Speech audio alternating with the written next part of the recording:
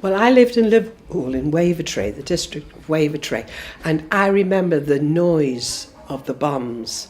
And my mother used to say, there's a man building a house, but he's not using any cement. And every now and again, he pushes the walls over, and that noise you can hear are the bricks tumbling down. So I remember that story. I also remember my little red suit, a siren suit, that my mother used to put me in and carry me to an air raid shelter in the nearby side street, because we lived on the main road. I'd just turned 2, but I was nearly 8 by the time it really finished. So I was about 4, 5, 6, something like that.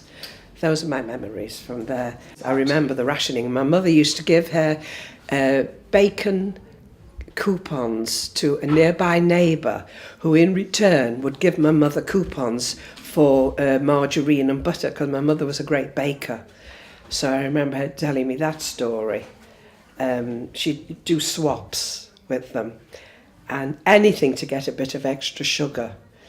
I remember that as well. And there was the general feeling that there was something happening. I remember there were panics in the family when there'd been particular problems and bombing and everything in different parts of the world, because her brother was in the army, her nephew was in the army. So we were always, wondering how everybody was.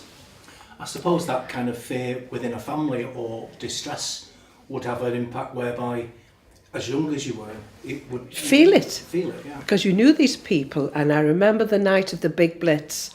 Don't ask me the date. I just remember that my grandma had a fatal heart attack that night, and how they got to her and found that she'd passed away. My mother's mother. That was during the night of the big blitz, I remember that was.